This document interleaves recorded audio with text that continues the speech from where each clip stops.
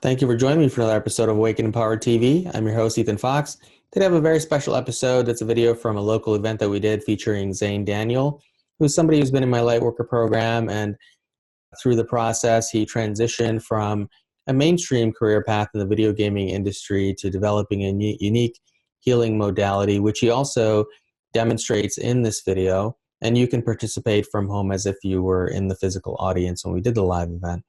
So very interesting journey he's had, and I'm sure you'll learn a lot from it. And I'm sure many of you also are experiencing that need and desire to make that transition. So I'm sure you'll find his story very inspiring along those lines as well. I also want to mention our 2019 Awaken Empowered Expo is coming up this August 2019. You can find out more at awakenempoweredexpo.com. And there'll be quite a number of amazing speakers there, including Xane, who will be there, and several other people who are also in my Lightworker program who are coming out into the world for the first time doing some really extraordinary things. So definitely something you don't want to miss. And also we have our Weekend at Wizardry Kids Day Camp coming up this June as well. You can find out more, sign your kids up at weekendinwizardry.com, or our kids online program, which is free to any children 9 to 18, where we cover these kinds of topics as well and bring in teachers in the different backgrounds to teach them and talk about developing their gifts and experiences they may be having and so on. And you can sign them up for those classes at consciousyouth.org. So without any further delay, here's Xane Daniel. Thanks everybody for being here and braving, what is this? Snowstorm Harper, I think they've named it. I mean, isn't that a good idea to name snowstorms after people too? It almost seems like an insult to the hurricanes, you know, to name them something like that. It's like they should name them something very calm and small, like, you know, snowstorm puppy or something like that. So I drove here from Chicago, and I drove last night, luckily, so I didn't have too much of this problem. So I'm excited because I'm going to get to talk to you a little bit about my backstory, and we're also going to do a soul essence activation for everybody here in the group and at home watching on Facebook. So soul essence activation is a unique modality where I'm going to be bringing forward the best versions of your past incarnations into your current incarnation as it relates to your life's purpose. And so the way to think about this is, let's say all of your past incarnations are all lined up with all their various characteristics. And let's say in your life, in this life's purpose, you need more confidence. And so we might select one that has a great deal of confidence, and we'll be bringing that forward, let's say. If that same one had maybe problems with individual relationships, then that wouldn't be a good thing that we wouldn't necessarily want to bring forward. At the same time, maybe you're struggling with something where you have an awful lot of stress in your life, or you're trying to do an awful lot with your time. Maybe there would be a past incarnation that we could bring forward peace. But because your life's purpose says that you need that stress and you need that effort and you need that energy, we wouldn't necessarily bring that forward at this time. And what we do this using the chakras. The chakra energy centers are great because they carry with them an energy signature and an emotional signature. We can also do it with the meridians, but today what we're going to do is the chakras. And so in that example that I gave, when we worked with the chakra from your solar plexus, then that would necessarily bring that confidence forward. So I love telling my backstory because I'm definitely a skeptic. Like Ethan, I'm pretty left-brain. And so I needed an awful lot of evidence in order to believe that this world was possible. I mean, I was an atheist, I was a science-based person. And so it wasn't easy for me to make that leap, but everything happened exactly as it needed to for me to make that leap. And unfortunately, I don't have any hard evidence that we could submit to the judge for the case for spirituality. But I have a lot of experiential evidence, which is, like I said, exactly what I needed. And really in thinking about this, I kind of realized that we are very predisposed to believing that the third dimensional experience is the only reality. And this is evidenced even in our language. So I just said hard evidence or solid proof or concrete facts or those sorts of things. Those words are very much a part of the way that we see truth. I mean, even does it matter? So we're really inundated with that concept. So, and what's interesting about that, I feel, is that science is slowly starting to come around to that realization thanks to quantum physics. So they're starting to open up to the idea of experiential proof and percentage-based instead of deterministic. So they're coming along, and I'm excited that they're going to join us one day. So as a child, like I said, I grew up in a family of scientists. My father and my uncle on the other side of the family were both electrical engineers. My grandfather was a chemist, and after World War II, he worked for the U.S. government, actually working on chemical triggers for the H-bomb. So, and in the 1970s, he had a personal computer, which was very unusual. I think very few people had personal computers in the 1970s. And so he introduced me to that, and at age 8 or 9, he taught me how to program it. And so I realized even then, we all knew that technology was very important, and to align yourself with technology would be the solution to a great, successful life. And so what did I do with that computer knowledge? I made my own video games. Because as a kid, I had the Atari 2600. I loved my video games. Also in that experience, because it was a science-based family, we never spent any time talking about, certainly not going to church, but talking about religion in any way. It wasn't even a consideration. It wasn't even worth our time. And also I was very much raised to believe that success comes in the form of money. And that same grandfather was an excellent stock investor. My father was an entrepreneur. So I was really rooted in the three-dimensional reality from all directions. So, of course, I ended up, as my career, I went into video games. So I have been a producer in the video game industry for 22 years. That recently ended, but I worked on a number of titles, successful titles on consoles.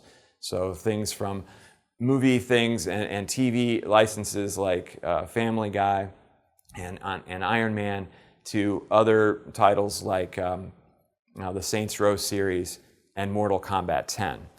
And interestingly, I have to talk about Mortal Kombat for a second, because when that game first came out, I believe it was in the 80s, it became very popular and very huge and very well known, a household name, because of its violence. It set the stage for where computer games could go because of the violence. So if you can imagine that after 10 years, or I'm sorry, more than 10 years, 10 iterations, in entertainment world, if you make a second version, a third version, you always have to outdo the previous versions.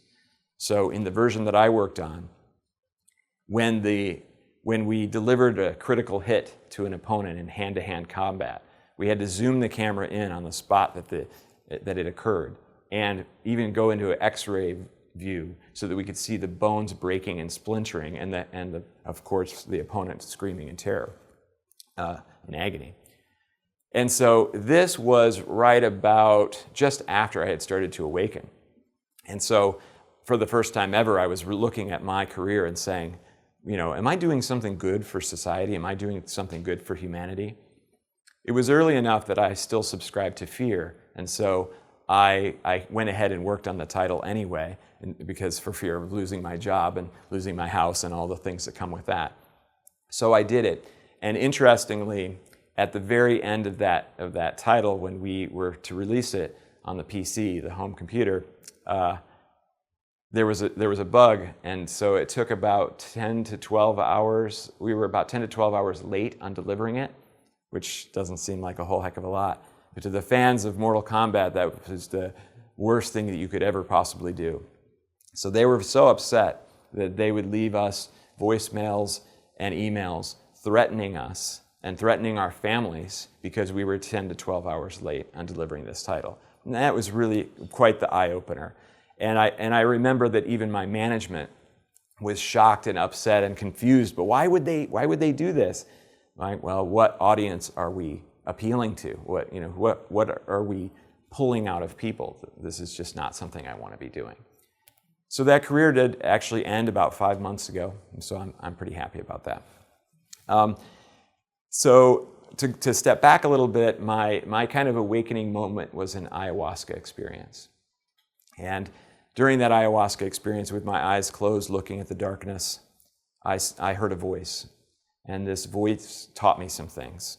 It taught me that I was being greedy in some of the things that I was doing. I was investing in real estate. I wasn't always following my passion. And it told me that I needed to love more. And I didn't understand what that meant, because of course I loved my family, so I was confused. It taught me a little bit about past lives and some other things. And I realized that this voice was very wise and very powerful, and I knew that it wasn't mine. And so in the weeks following, I discovered that I could still talk to this voice anytime I wanted to. And so I would go into kind of a little bit of a meditative state, I suppose, and I might ask the voice a question, and I would hear a response. And so I ended up telling the people that were close to me, family members that understood, friends, and I kind of explained what was happening to me. I actually wasn't afraid that they were going to, commit me for being able to talk to something in my head. But they really liked it, and they actually started to have me ask it questions on their behalf. And at this time, I didn't know anything about channeling or any of this stuff. I just was talking to a voice that I could suddenly talk to. So they started asking great questions, and they were very impressed with the responses, and I have to admit that I was as well. So eventually what happened is my girlfriend at the time, her mother was in hospice. She had been battling breast cancer off and on for about 10 years, and the end had finally come. And Jessa, my girlfriend at the time, and her brother Gabriel, all three of us were there. And we had been really working on making sure that her care was as top-notch as possible. We were making a lot of decisions on her behalf. We were lamenting over the fact that we could have probably made some better decisions. I mean, it was our first time ever doing this, and we didn't really understand the medications and all that. But we knew that if we had made a couple of different decisions, she might have gotten a little bit more time to spend with her family, but she was kind of in a coma at this point, and it was almost over. And so in feeling bad about this, Gabriel turned to me and he said, "Could you just ask the voice?" This was a surprise to me, but at the same time it felt right, and so I did. I asked the voice. And sometimes it took a little bit of time for the voice to respond when I would ask it a question, but not this time. As soon as I asked it, it said, "You did everything you did with love." And so there was this beautiful moment of relaxation and okay, that's right. We did the best that we could in the situation. And I remember Gabriel turning to me and saying, "I love the voice," which was huge for me because it really helped legitimize this thing that I was experiencing. So a couple of days after Jess's mother passed, we were settling down for bed. And all of a sudden, I started giving her this really strong and forceful advice, which is outside of my personality. I was really pushy on it. I was interrupting her. I was sort of aggressive with it, and she was very confused as to what the heck I was doing. And she said, she asked me, like, why? And I was kind of in and out of this experience, thinking back to it. Kind of my consciousness was drifting in and out and being aware and not being aware. And finally, I just said, "Jessa, I think this is your mom." And she was actually kind of upset with me at this point because she thought, okay, this is serious now. My mom died and this is not cool. So I said, "Why don't you just ask her a question?" And so she did. She asked a question that only her mom would probably be able to answer. And so she did, and it totally satisfied Jessa. So she switched and then began to have a conversation with her mother. And I remember one particular piece of advice that she gave that I still give all the time to this day. because I just think it's brilliant. Her mother had made her kind of uncomfortable or kind of miserable because she was a perfectionist. And so Jessa had to struggle with trying to live up to that perfection, and it affected her life for sure. And so I remember the advice that came through. I was wrong. You've never made a mistake. You're perfect. And everything that you've ever done has been absolutely perfect. Congratulations. You did it. You're exactly where you're supposed to be. And this applies to all of you and everybody watching at home. You've done it. You're exactly where you're supposed to be. And you'll never make another mistake again. So that definitely changed her, changed me. And as the experience was starting to fade, I let her know. I said, I think this is almost over. And so she asked one more question, and I thought it was a brilliant question. She asked, Mom, how are you? I've never felt what I felt at that moment. So much bliss and so much love. I had tears streaming down my face. I felt so happy. I was smiling so much my face hurt. And I did my best to describe what it was that I was experiencing. And so I know that it had a big impact on her being able to say goodbye to her mother. So now we're going to fast forward a little bit. A few months later, I got an opportunity to go to a permaculture design course in Tennessee. And permaculture, if you're not familiar with it, is a way to live on this planet where we not only don't destroy it, but we replenish it. And so monoculture, of course, you know all about all the damage that it's doing to the soil content. Permaculture is the opposite of that. We're replenishing the soil content. So I was excited about this opportunity to go. It was a 2-week course.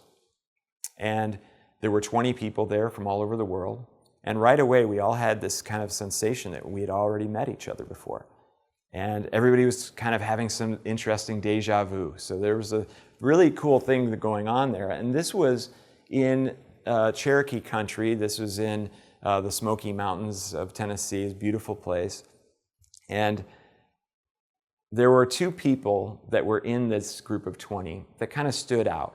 One was Sani, and she was a lady from Finland who everybody just wanted to talk to because she had this aura or this presence about her.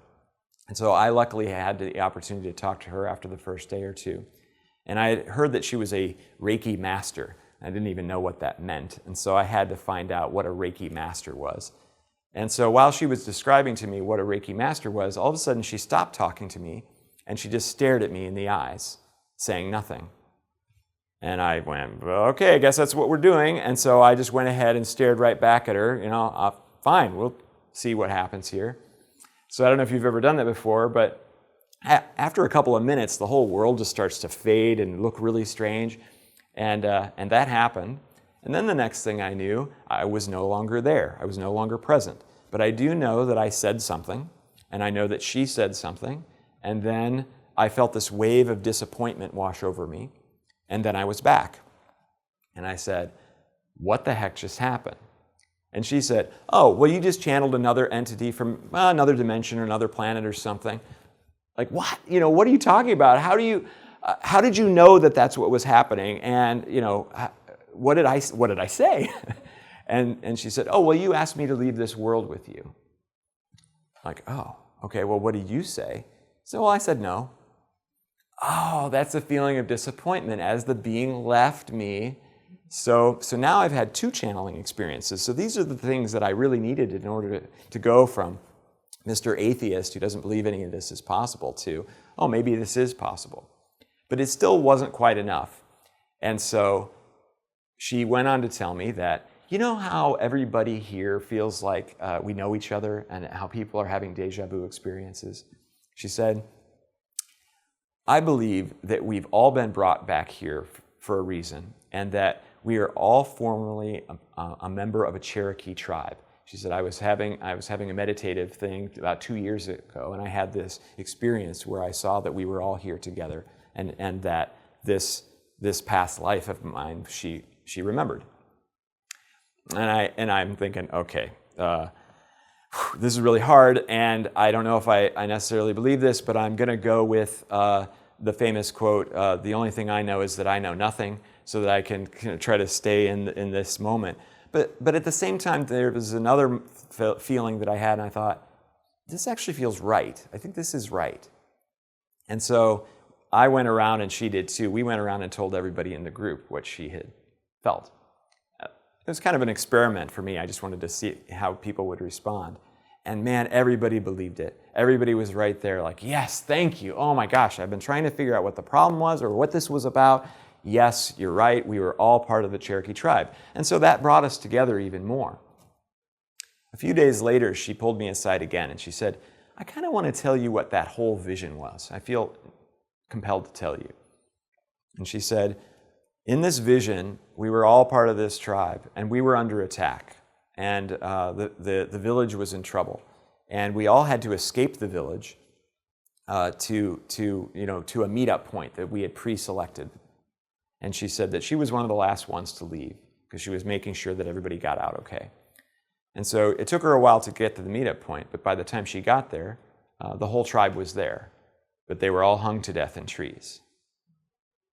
And she told me at this point that she would prefer that I not tell the people of the group this because it was so gruesome and horrible.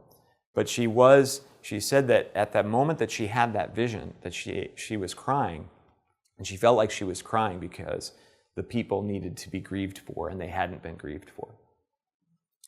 So I honored that promise, and a few days later I had the opportunity to talk to the other pillar of the group that I mentioned earlier. This guy's name was John, a farmer.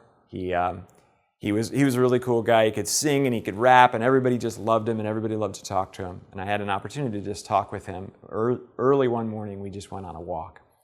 And I just mentioned the part that I was allowed to talk about. I said, oh, you know how Xane thinks we're all part of the Cherokee tribe? He's like, no, I hadn't heard that. That's interesting. And he stopped walking, and he looked down at the ground, and he said, I have a story I need to tell you. He said, a couple of years ago, I was feeling bad because it looked like my farm was going to be foreclosed on. I was going to lose it. Things weren't going very well. And a friend of mine came over, and he could see how upset I was and disappointed. And he put his hand on my shoulder, and he said, are you okay?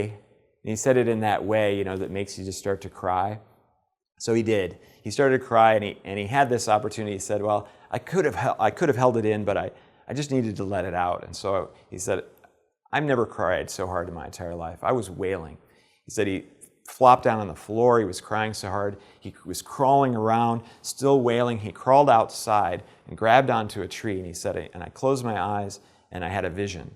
And I had a vision that I was walking through a forest, and I came upon an indigenous tribe of people that were all hung to death in trees, and that I was crying to remorse for their deaths because it hadn't been done before.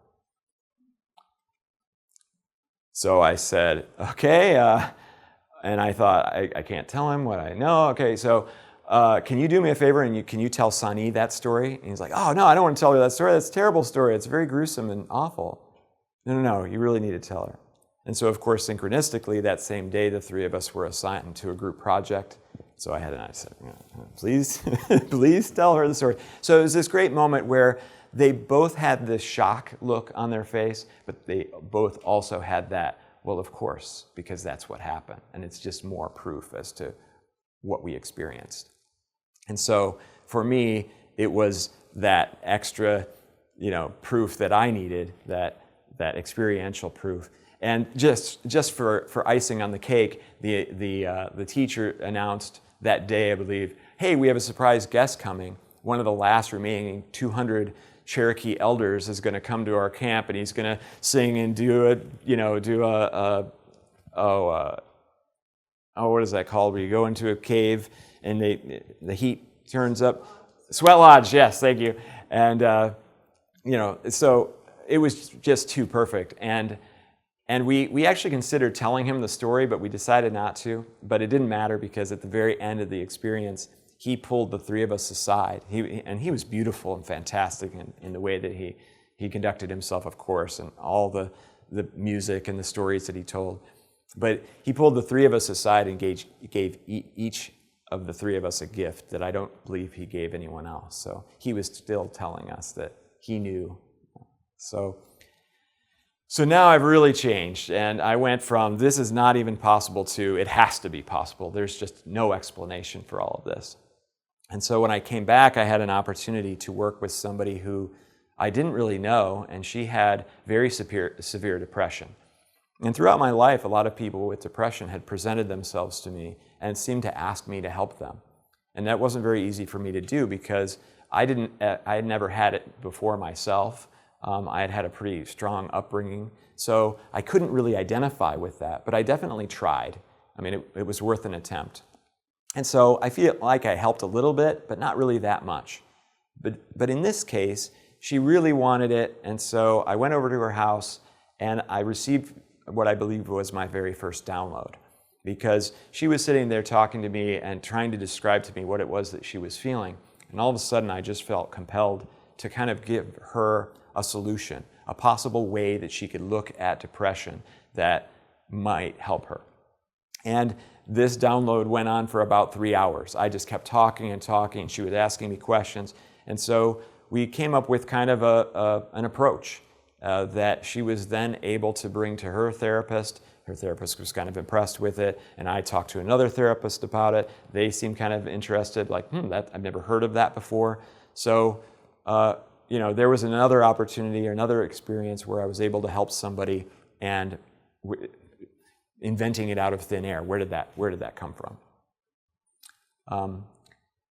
So this led me then to working on a comic book.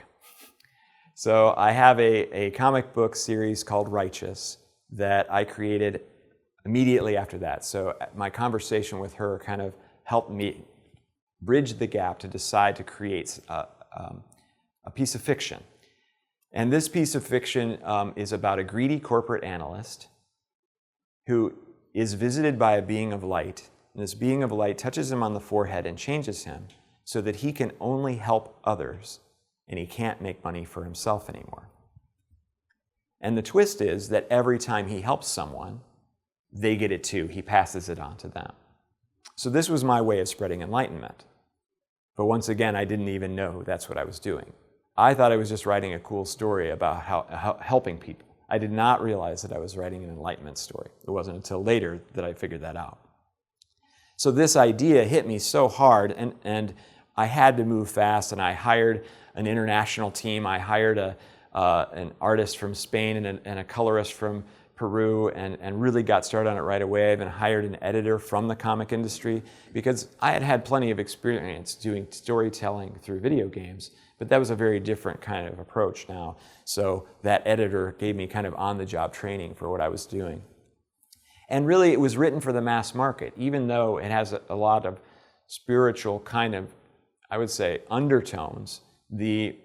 I don't really call out that much to it. And so I was excited because I felt that this was an opportunity to kind of awaken the masses. Like I said, I didn't know that I was awakening people, but I knew that I was at least writing maybe a manual on how to create a utopian society. If we could all just turn and help each other instead of just making money for ourselves, that finally we would be able to create a society we could all be proud of.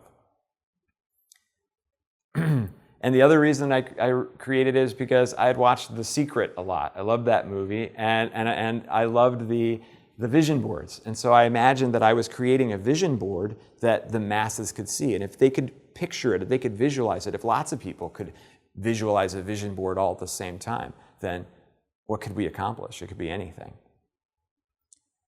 So I would say that this leads me to a jump forward to the soul essence activation.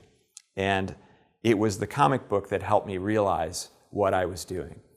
And the way that I would explain this is in the middle of, after kind of discovering the soul essence activation, I was working with Veronica Avalon, who's another member of Ethan's Lightworker group, and we'll be visiting you guys here soon. We had a channeling session and she was the ninth dimensional Pleiadians, and she said, it's Awakener. We're so glad to see you. It's so great. You've been here before. You've done this many times in the past. You've brought this technology with you to many different worlds and many different incarnations. And so that it really solidified everything together to make me go, okay, so my higher self or my guides helped me write that comic book. They were trying to help me understand what it was that I was doing. So as I mentioned before, the soul essence activation is we're bringing forward the best versions of your past incarnations. And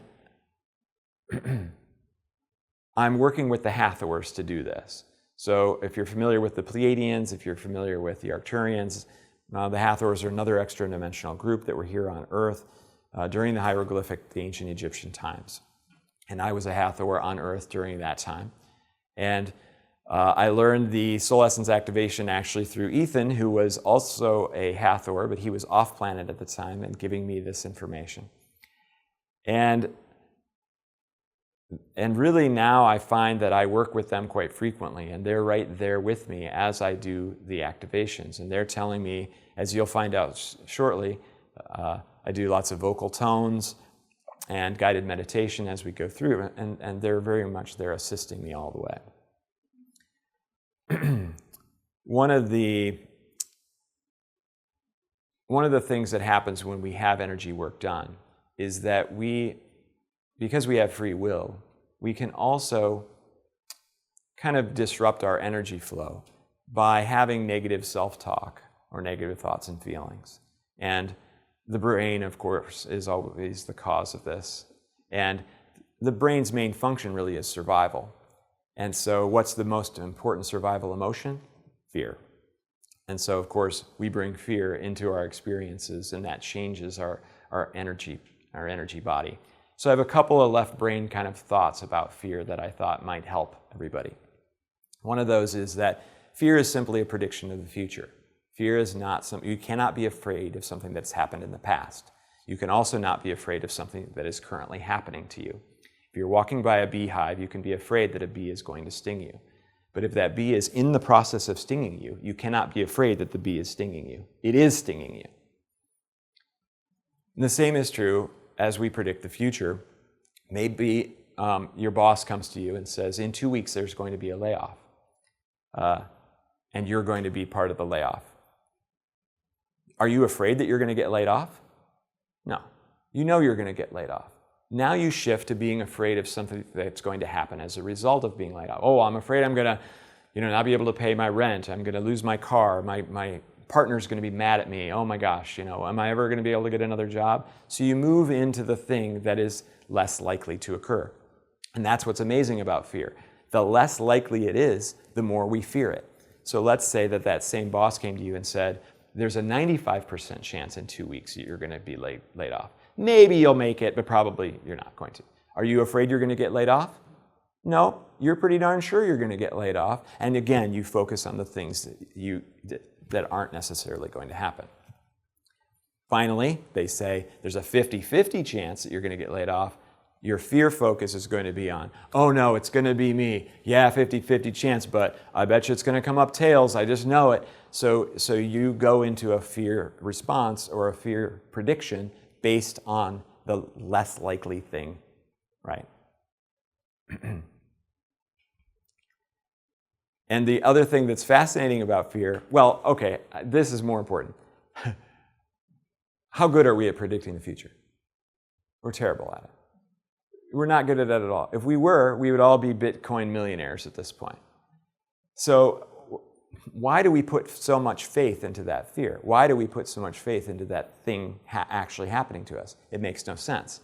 And then when the layoff finally does happen, there's this moment that you have where you go, well, wait a minute, maybe that's a blessing in disguise.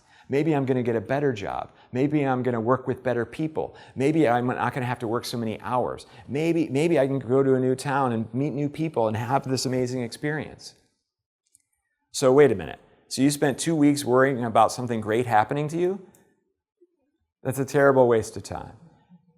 So while this kind of left brain approach to fear doesn't talk about the right brain and it doesn't talk about the energy body, at least it's a step in the right direction that you can apply to your own lives. So the soul essence activation, I've had a lot of great experiences with it so far. And one of my first ones was with someone who had post-traumatic stress disorder. We didn't actually know that they had PTSD. This came out later.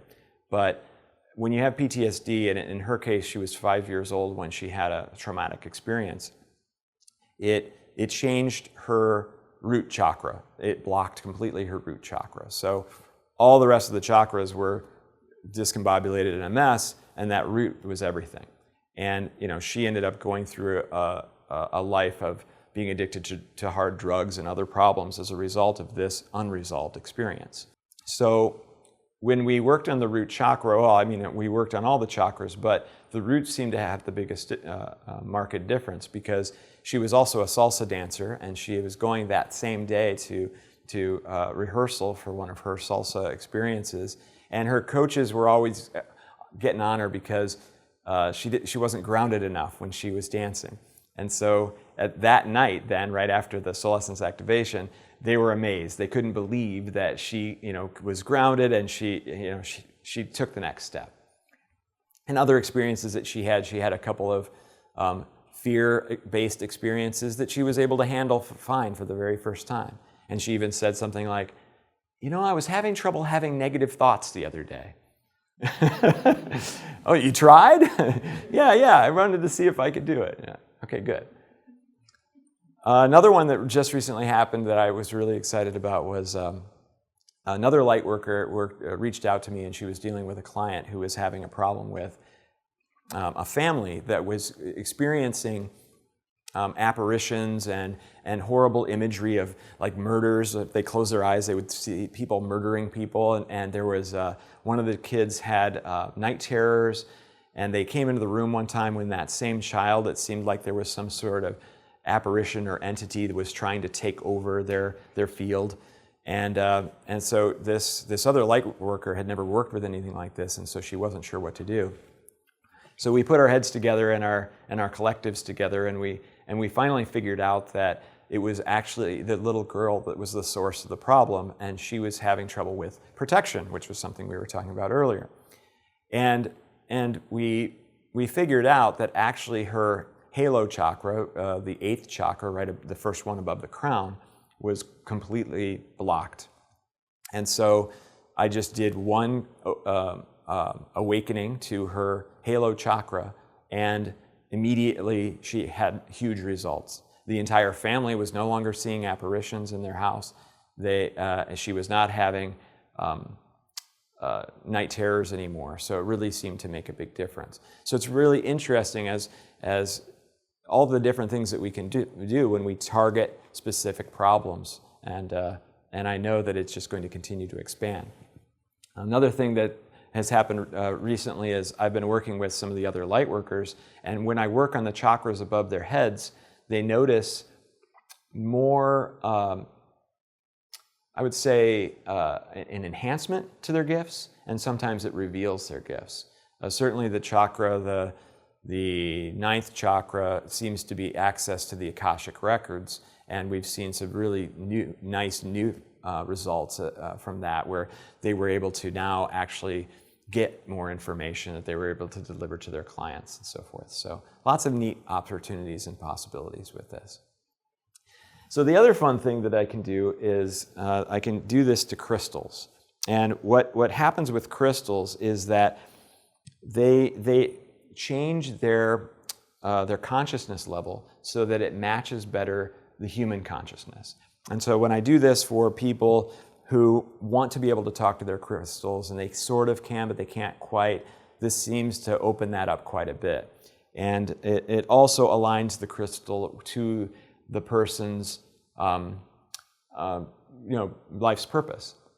And so I was just in Ethan's Conscious Youth program. It was really cool because there were lots of kids, and they all brought their crystals to the Conscious Youth thing. And so I went through it and awakened each of the crystals for them.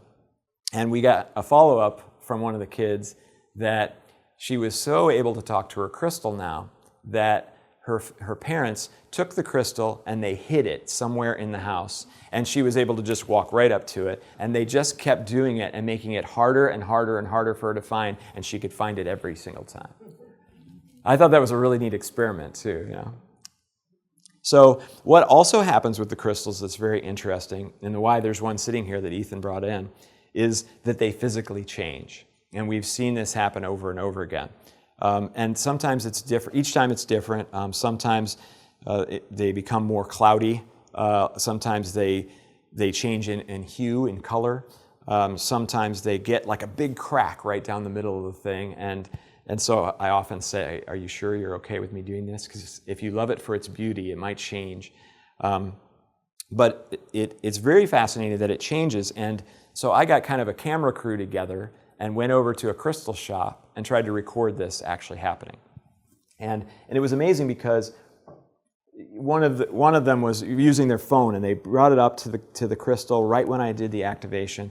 And they were watching it through their phone, and they said, we got it, I saw it change, it's perfect, it's beautiful, you're gonna love it. We didn't even check the film. We were so sure we got it. I looked at it later to find that it always looked the new way. So it never in the film looked the way that it was before the transformation. And so I asked my guides, and they said, well, it's because you jumped timelines. You essentially jumped everybody's timeline who was looking at the crystal and not the crystal. So there is no way for you to ever get that recorded. And so, oh man, that's terrible. So I talked to a friend of mine who is a huge student of science. He reads every science journal that comes out. He's totally into this. So I'm describing this story to him. He's open-minded enough to this. And he interrupted my story, and he said, let me guess, it didn't show up in the film. And he knew the whole thing. And so it seems that there's scientists who are in the same boat, and that they're experiencing some very similar things when it comes to, of course, quantum physics. And also, there's a new type of crystal that is called a time crystal. That is, they're calling it a new type of matter or something like that. So there's an awful lot that's going on, but they've had similar problems in actually being able to record this sort of thing because of the timeline shift that's actually happening. So I would love it to work with a geologist or a crystallogist or even a chemist working on time crystals to see if we could do anything together. That would be pretty fun. So I could do this for everybody. It happens about, I would say, now it's up to about 75% of the time that it actually physically changes. So I might as well go ahead and do it real fast, and then we can pass it around. You'll also be able to feel a different energy signature from it after the awakening. So this will just take a moment. It's going to be a little bit explosive when I say the word awaken. And you can kind of see that it is fairly clear on the top, and it gets more cloudy on the bottom. So we'll see if we notice any major change.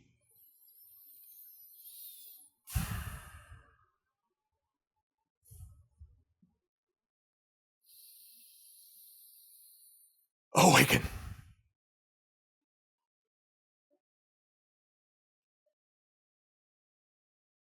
I already see a change on this side of it. The kind of cloudiness is worked up this side. And so this can also happen over time too. So for the next 20 minutes, it may continue to shift. So.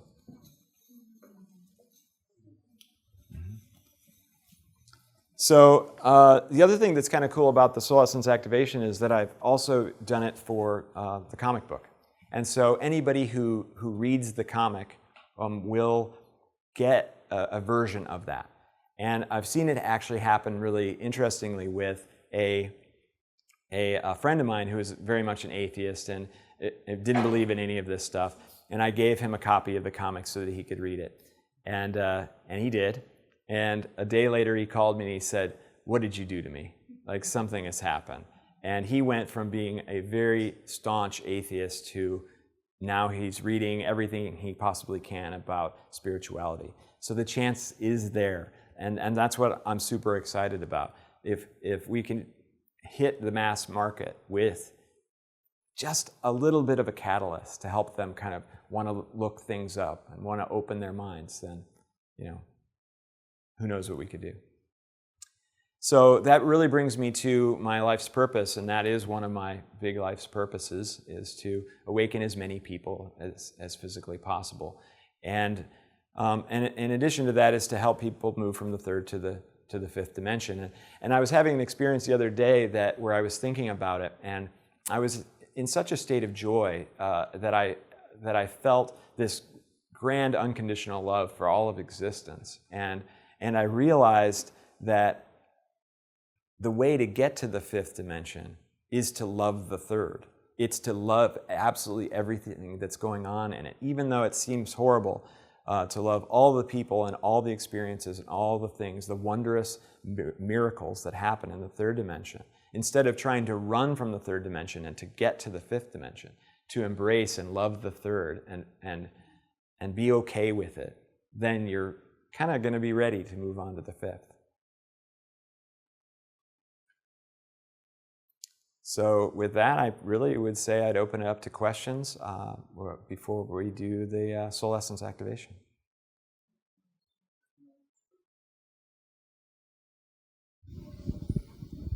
First, I have a comment to make. So I see energy not like Barb, but I have to say, I just need to share that when you started talking, you went white. I couldn't even see you, and I saw all of the Hathors come in behind you, and I really felt it. I mean, really for like a full 5 minutes, there was this white cloud that fuzzed you out of my sight. It was pretty cool. So yeah, I just wanted to share that. But so my question is, so you do the soul essence activation, and it has an effect on my singular timeline because it brings in pieces, right? Soul pieces that I either need, or it gets rid of soul pieces that I don't need. Correct me if I'm wrong. No, that's right. And then how does that work in a group activation is my question. Yeah, I see. It's all individualized for each person. So even though, yes, we're doing it in a group, there's general that's coming through as well as individual pieces that you might need. It's still not going to be as powerful as doing it in a one-on-one scenario, but it still does. Is like collectively, do we all have some soul pieces or fragments that need to go? Do you think that takes place during your group work? Like, could there be a common thread between all of us that is a piece that needs to let go for further awakening to take place? Absolutely. I'm getting that a definite yes. I can't give you any more information than that.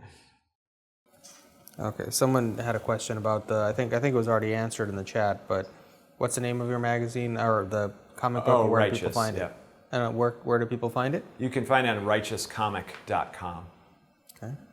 Another question, what was the tool or method for relieving the woman's depression that you talked about?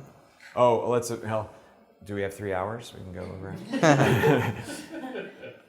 Ultimately, it's kind of a duality. And so the basic concept is that we were born a perfect being, and we were born in that actually, we were talking about this earlier, the combined light of all the chakras. And so we come in wanting unconditional love and wanting to provide unconditional love. And it isn't until we have experiences that start to color that and start to change that. And so when we even look at the people that we don't like, that are lower density, or that have done some things that we don't appreciate, we know that they came in as a perfect being, and we don't have any question about that. And so, as a side note, that's how we love all. That's how we unconditionally love all, because at their core, they are perfect beings of light. So from that perspective, then, the depression or the negative self-talk can be seen as a foreign invader. So that is another kind of entity, and I often just call it, that has become part of you. And even though it seems like it is you, and I think that's one of the biggest things that people with depression have trouble with, is that they actually believe that the negative thoughts that they're having are coming from them. It really isn't. they know they're perfect. They know they want to be loved, and they know that they want to love others, and they know they don't want to feel bad, and they know they don't want to be laying in bed instead of going out and doing things in life. They know they want all these positive things, but this other thing is preventing them from doing it. And when we separate the two and we say that it is all these negative thoughts, and it is the depression, and it is something else, and you are this perfect, beautiful being, that even no matter how strong and powerful it gets and surrounds this perfect being, that perfect being never changes. It's always beautiful, and it always wants all those things that I just talked about. And so it's a very slow process, but it is simply every time that you have one of those negative thoughts or one of those negative concepts, and you say to yourself, well, that's not me. That's it and not me. And even if it takes over again, you've done your work. You've noticed that it is separate from you. And so I love this one too, because when it's much longer than this. I'm giving you a very brief version of it. But a lot of times when I'm working with somebody, at some point, I have to say, your it is so strong that it's saying that this guy doesn't know what he's talking about right now. And usually that's one of those moments where like, oh yeah, you're right, I'm not listening to you because it is there telling me not to. And it is very powerful.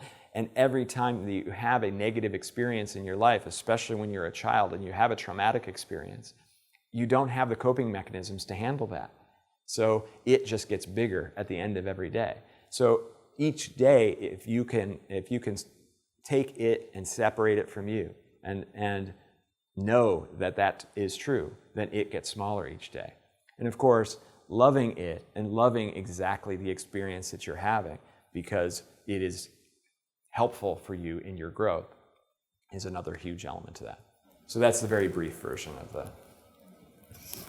Next question, was your comic book a channeled source message? Yes, I believe that it was and continues to be. And I can think back to many times when I would sit and write it and go, I wonder what I'm going to write tonight. And then, and then later notice, I wrote a whole bunch of stuff. Well, this is very interesting. Let me read through that again. So yeah, I do believe that it was very much a part of that. And I believe, like I think I mentioned, that that was my higher self or source's way of saying, hey, this is something that you can do, and you should take and evaluate this about yourself, because we believe that if you follow this, then you're going to really be able to help people. Next question. I have so much curiosity, yet seem to have never had any non-3D experience. Would it be best to focus on opening the 8th or 9th chakra? Well, if you haven't had many three-dimensional experiences, I feel like the best one to open would be the Earth Star chakra. I haven't had any non-3D experience. Oh, any non-3D experience. Okay, yes, then yes, I think so. I mean, anytime you get to work, because the 8th, 9th, 10th, and so on is your access to animal spirits, is access to the Akashic, it's access to your spirit guides and higher dimensional beings. So, absolutely. Okay, next question. Can you heal depression from a distance? I have not been able to just snap my fingers and heal depression yet. I would love to be able to do that, and I know that that's something that I will probably be able to do eventually, but no, I would love to. I thought you had worked on depression. I've been working on it, but it isn't that fast and simple. It's definitely a long process. And I think that doing the soul essence activation definitely starts you down the right path, but there's so much more work that has to be done.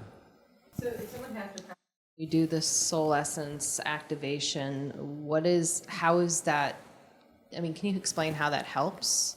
Like, how does that clear the way? Well, a lot of times we're helping with the third eye chakra, and the discernment. That seems to be the starting point.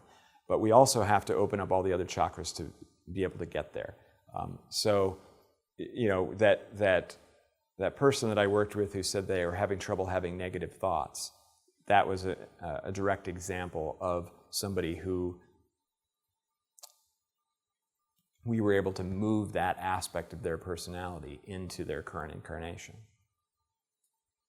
And so, with the clients that you have coming to you, do you see any trends in specific chakras that seem to be blocked more than others, like common threads between people? It's interesting. I haven't really, but I've noticed, you know, really I would say almost all of them need work. I don't see as many people who need the root chakra, actually. It's mostly the rest of them. And it's really interesting and fun, I think, because the Hathors kind of let me know which one needs the most work or which ones.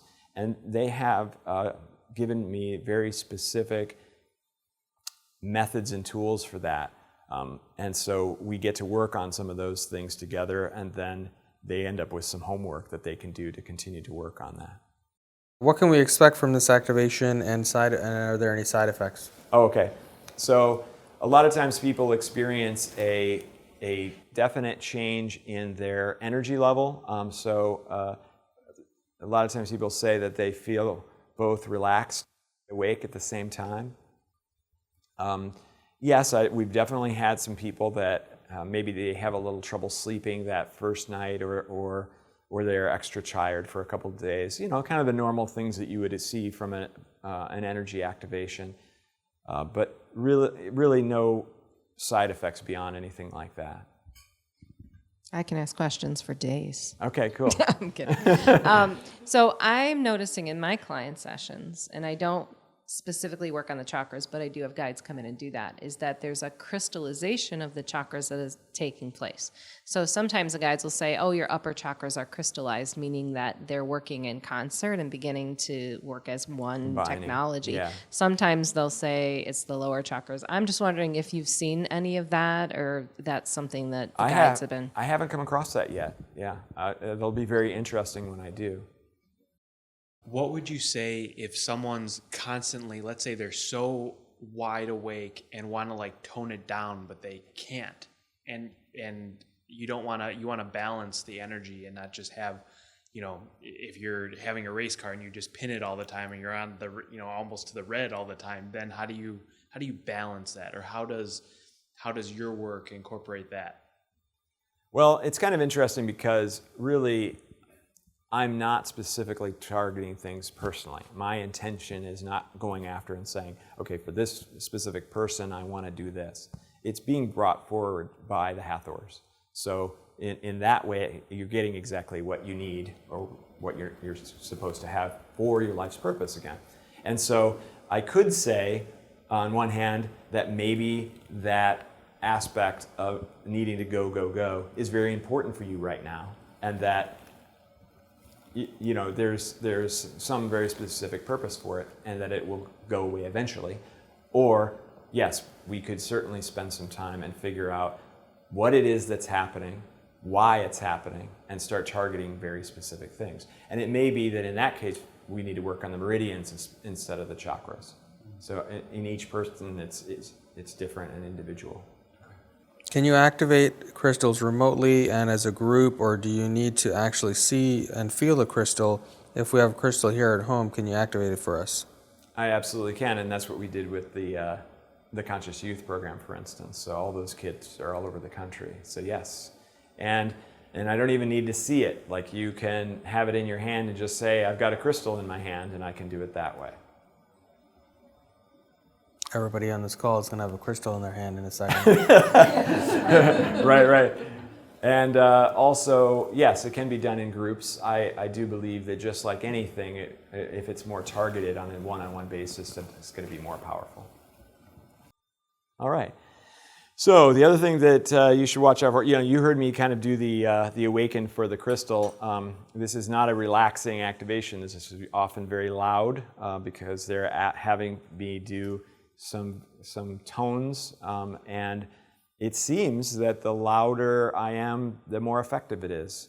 And so if you get a little startled or whatever, that's a good thing because we're really doing something. So I kind of apologize and I kind of don't. You'll enjoy it. You'll enjoy the experience either way.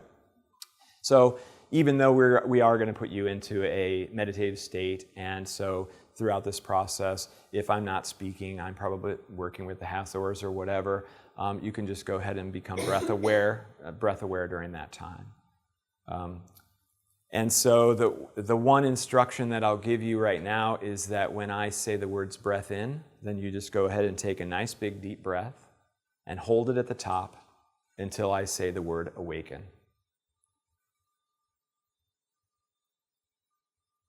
So the other thing that I'll probably be doing is giving some very specific kinds of directions for some guided meditation and some visualizations and that sort of thing. Okay, so go ahead and get into a comfortable position. Feet on the floor and don't cross your legs. And this will work for everybody at home too, of course.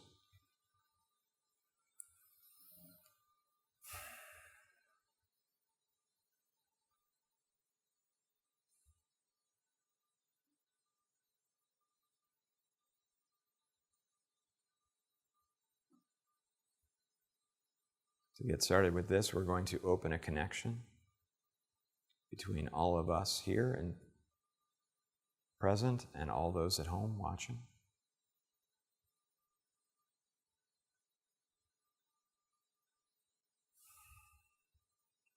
Breath in. Awaken.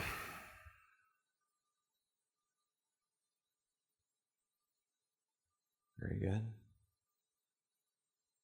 We'll go ahead and begin with the root chakra.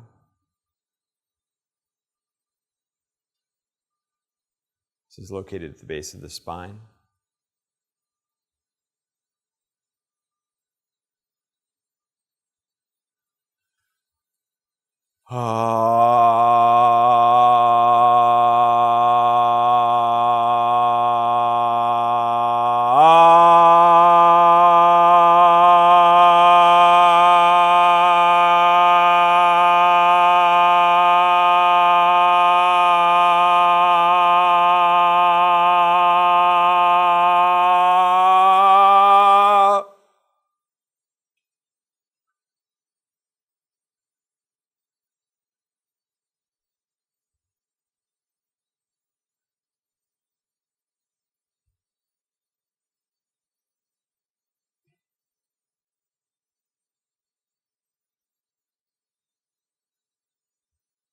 Breath in.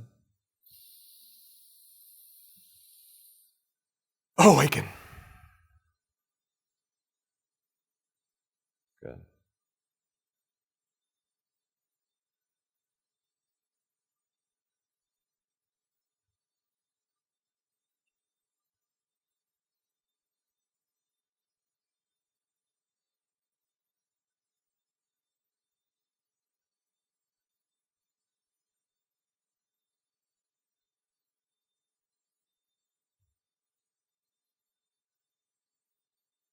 Moving up to the sacral chakra. It's located about 2 inches below the belly button. It has to do with your personal relationships, your creativity.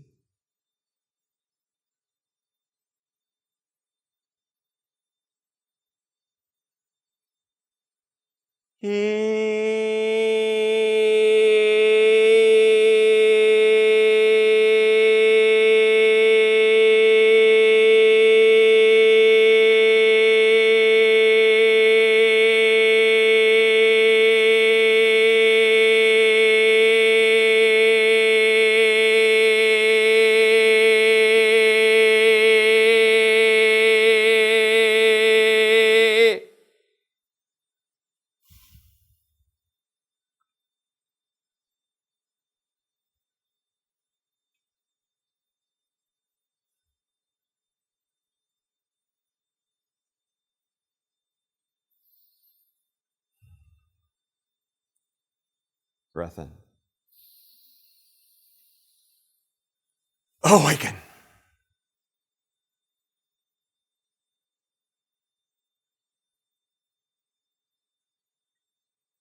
Excellent.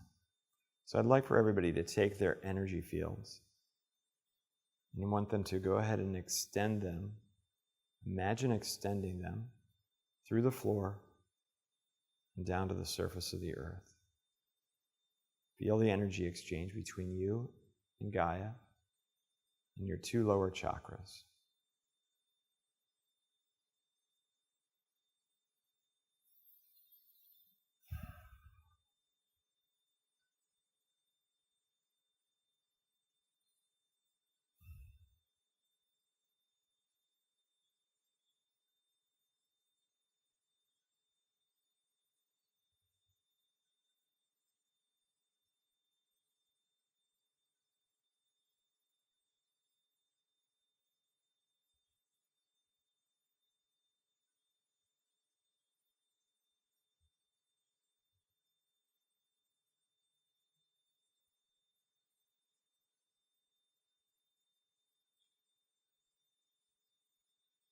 Moving up to the solar plexus, located just below the rib cage.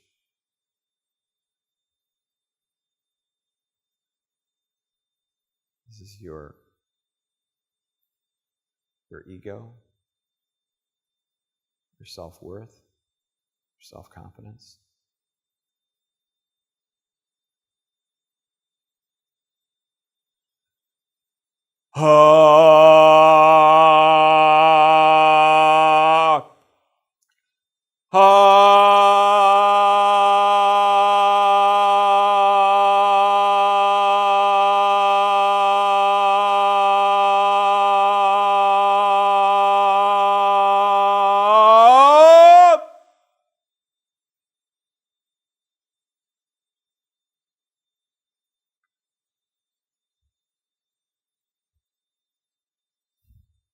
Breath in. Awaken.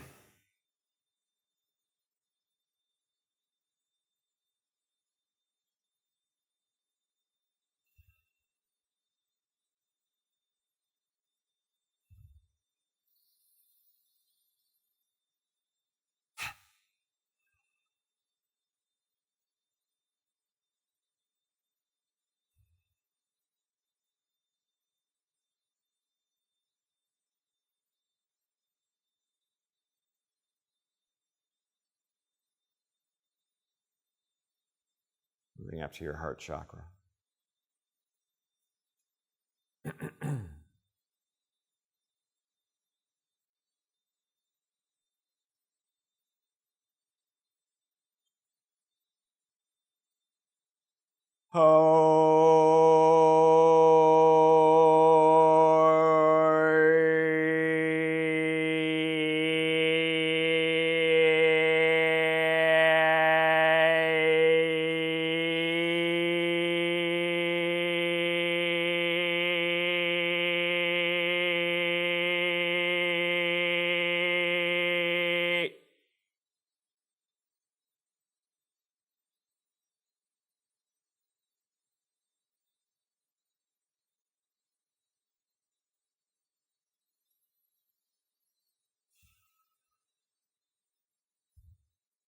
Breath in.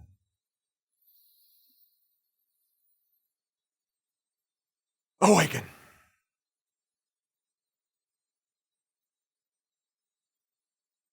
want everybody to feel their heart chakra. The spiral of energy rotating in your chest. And I want you to imagine expanding it, moving it out so that it is the size of your torso. Rotating.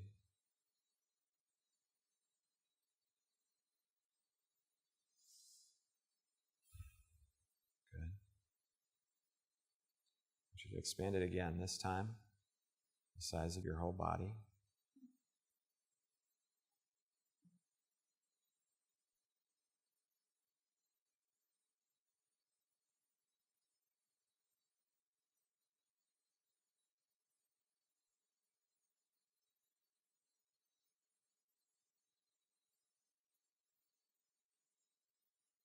And we're going to move it out to be the size of the room that you're in.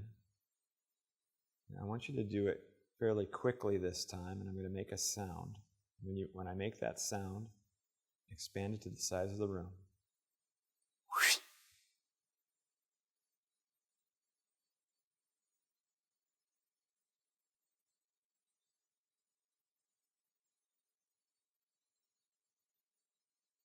Good. And now I want you to make it the size of the building that you're in. Again with the sound.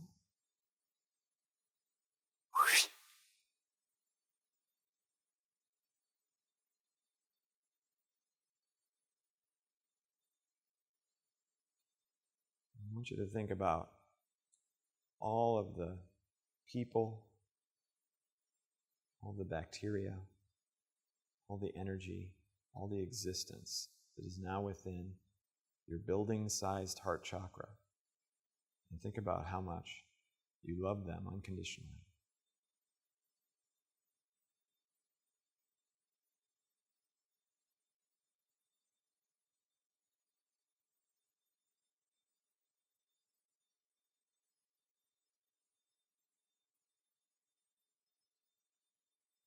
Now we're going to move much larger.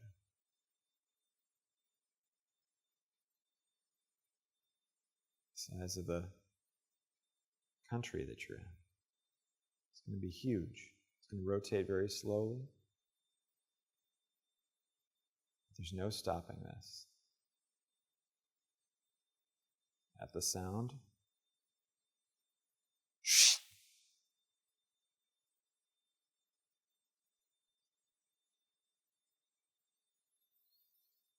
again, unconditionally loving all those that fall within your heart chakra.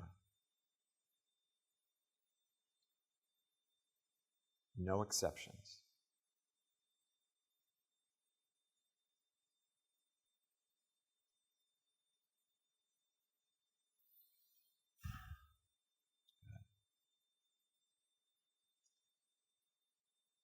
And now to the size of the planet. Your chance to love Mother Gaia in a way you never have before.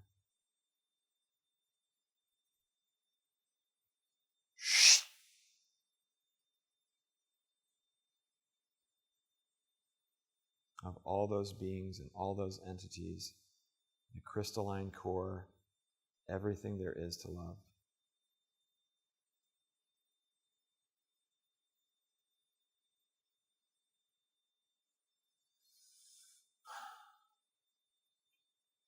Because they are all perfect, exactly as they are.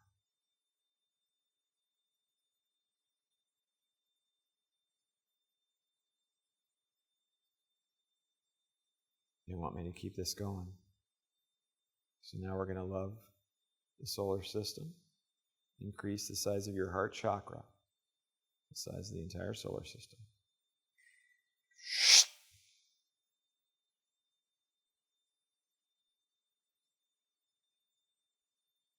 All the planets, the asteroids, all the source energy.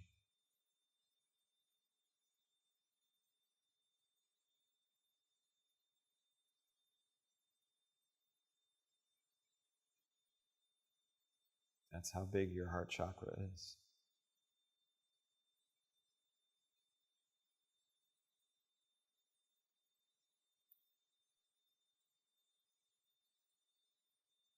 Moving to the size of the Milky Way galaxy.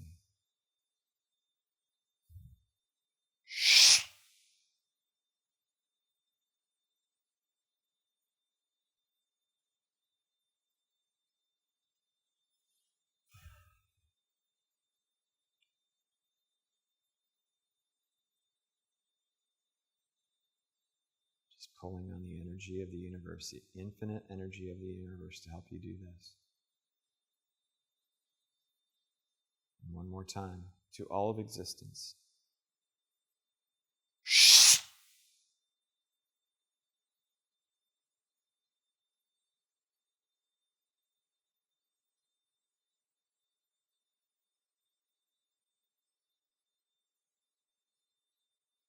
So we're just going to leave that there, because you can always love all of existence.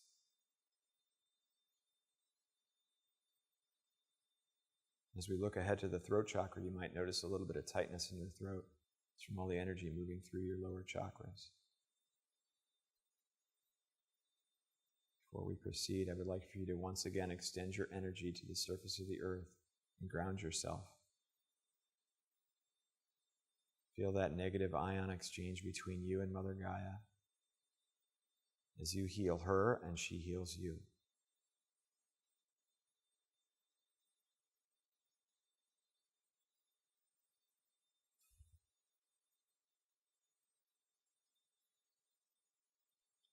Do the throat chakra.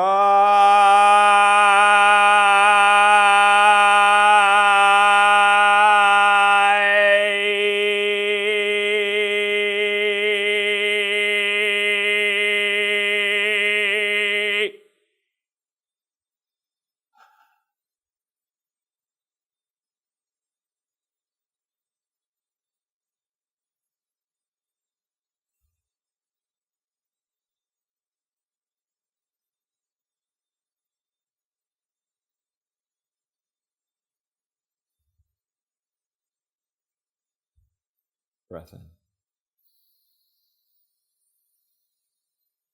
Awaken. Very good.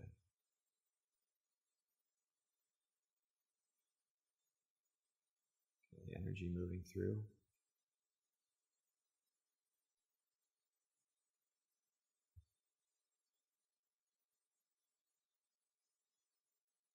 Before we do the third eye chakra, it's important for you to understand a concept that we'll be exploring here. You are a child and you are a master.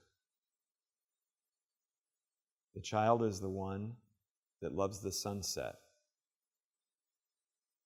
It loves to eat its favorite meal. It loves to touch the fuzzy thing. It loves to live in the now moment. The master is that quiet wisdom that comes to you when you meditate. It gives you answers to questions that you could never possibly know. There's one more, and that's the adult, somewhere in between those two. And that's the one that we spend most of our time in. The adult judges the child and says that the child is wasting its time. And the adult thinks that it's the master because it uses three-dimensional tools to solve problems. It uses math and experience, and it predicts the future terribly.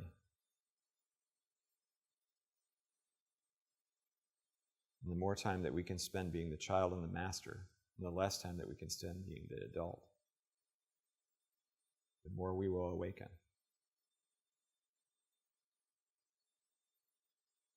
And so when we work on the third eye chakra, I want everyone to visualize an eye looking at them in the darkness. This eye is a beautiful eye. It looks at you with warmth and love. It's your higher self.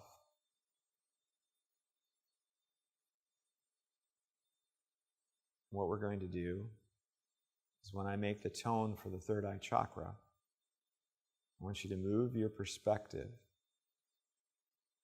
from your current perspective where you're looking at the eye to being the eye and looking at yourself. Really visualize yourself sitting in the chair that you're sitting in right now.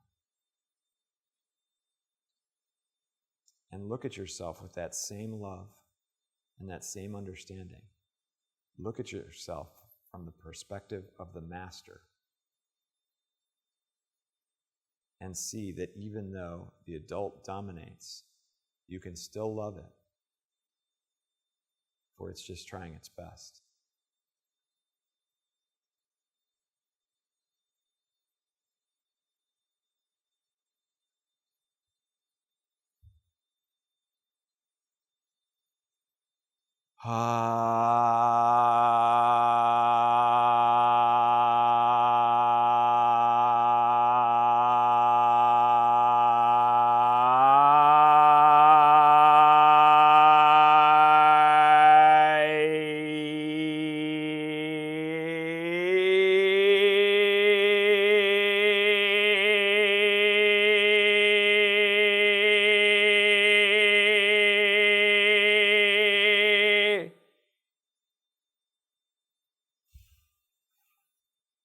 Breath in.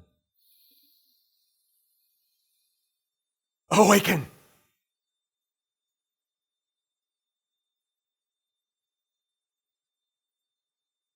Remember this perspective. It's amazing what you can see when you look at yourself from this master perspective.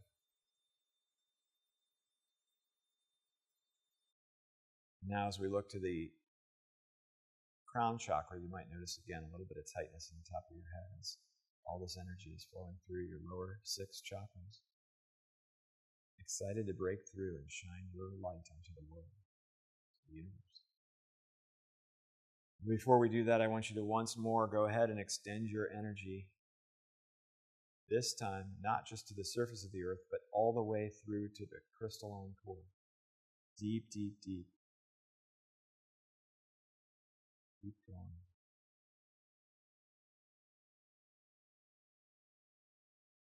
Gaia invites you.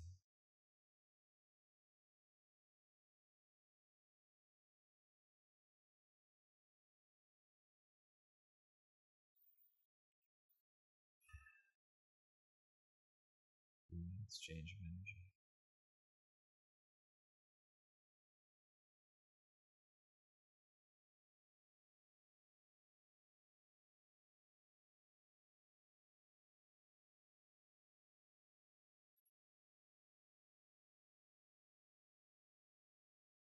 The crown chakra, right above the top of your head there.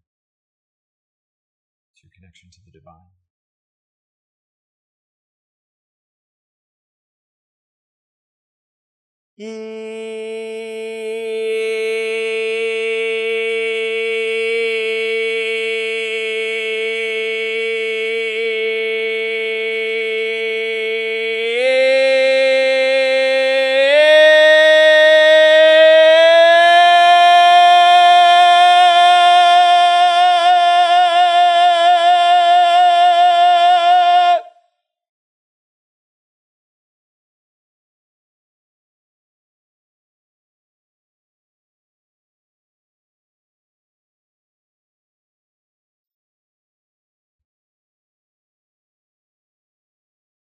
Breath in.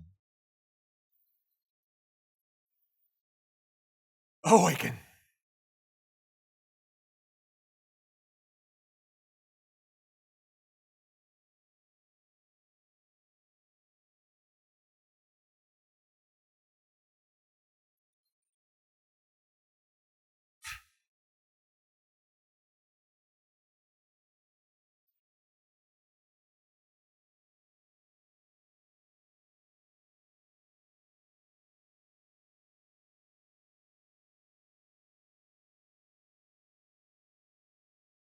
So when you're ready to become a child and the master, when you're ready to love unconditionally all of existence, when you're ready to be exactly who you're supposed to be,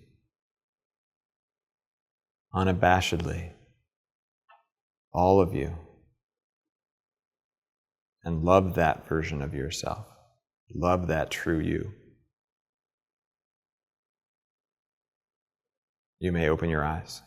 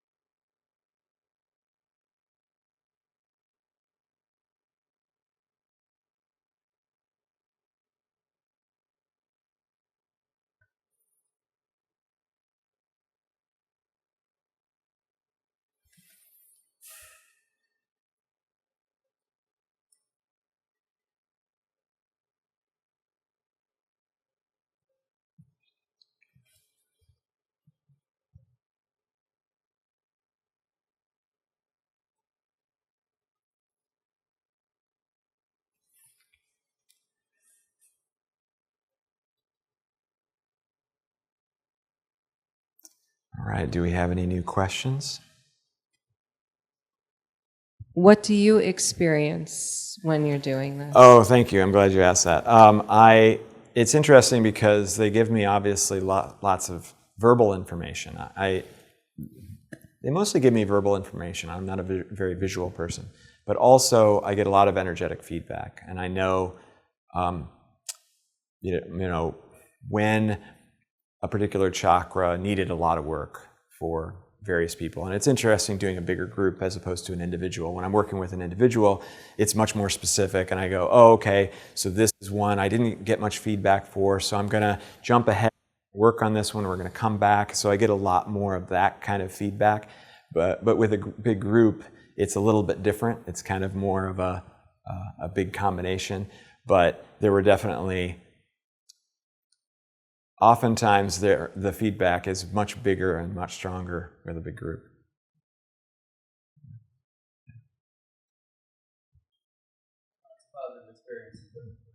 Okay, well, that's good. Any positive experiences here that anybody wants to share? Or negative experiences? Each one is individual. Each one is different. So it depends on kind of what that individual needed. It may be that they're going to notice a big difference in their solar plexus because they needed to trust themselves and to believe in themselves again. But certainly they're going to, you're going to have that kind of feeling that you probably are experiencing right now, a little bit of that, I'm kind of tired, but I'm kind of wide awake at the same time. And sometimes it can be a little bit difficult to go to sleep the first night.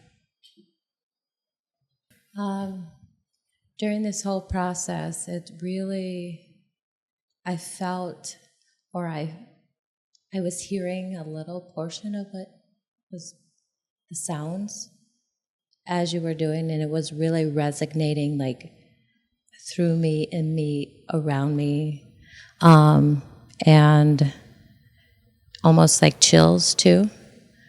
And I've been always an energetic feeler all my life, and this experience was more exceptional than I've ever felt.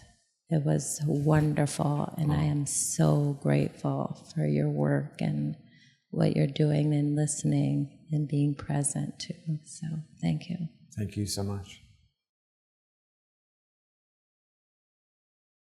After your ayahuasca experience, do you feel like the vibrational energy that you're channeling and giving, specifically like awakening, is channeling some sort of serpent or I don't want to say reptilian because I've never experienced ayahuasca, but from the stories that I've read, some sort of mother goddess reptile creature, because that was happening through my body, just different vibrational energies. My story's a little bit different, but what do you say about that? Well, it's interesting because in the times that I've worked with ayahuasca, I've never met the serpent necessarily, but I have met Aya herself, and she's ever present and is a big part of what I do. So I'm not surprised to hear you say that at all.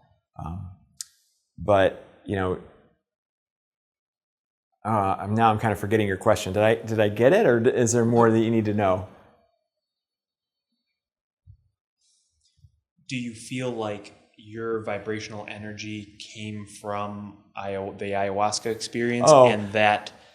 Not necessarily. I feel like that awakened my abilities. That kind of was the trigger that I needed to start going down that path, but I don't say that necessarily it's all ayahuasca based. Thank you. Mm-hmm.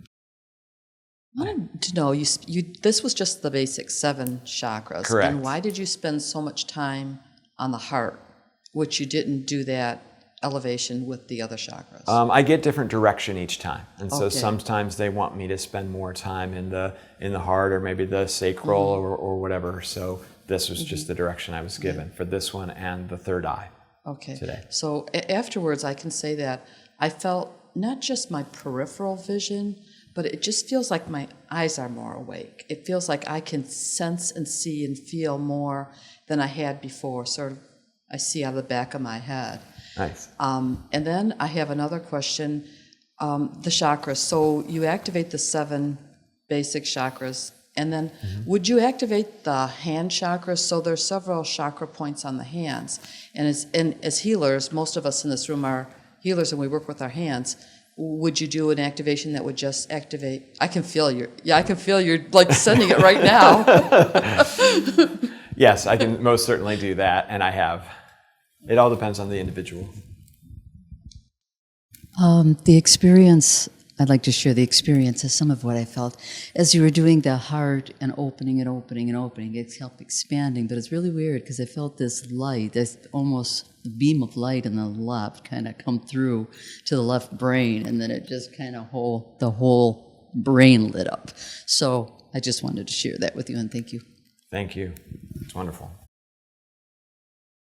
With remote activation of crystal, do we need to touch the crystal or have it in hand? If we have a few crystals, can we put them on the table to do that while listening to the replay? I would love it if Barb were still here, because she would tell the story of when I awakened her crystals.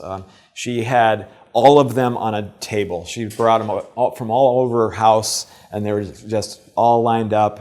And so I did 1 or 2 individually, and then I just said, okay, we're just going to go ahead and do the whole table. She noticed the changes in all the crystals, and then I said, what the heck, let's just do your whole house, because she was saying, oh, I still have some in my garage, and I have some upstairs, and I said, okay, do the whole house, and it seemed to work from her perspective. So yes, to all those questions.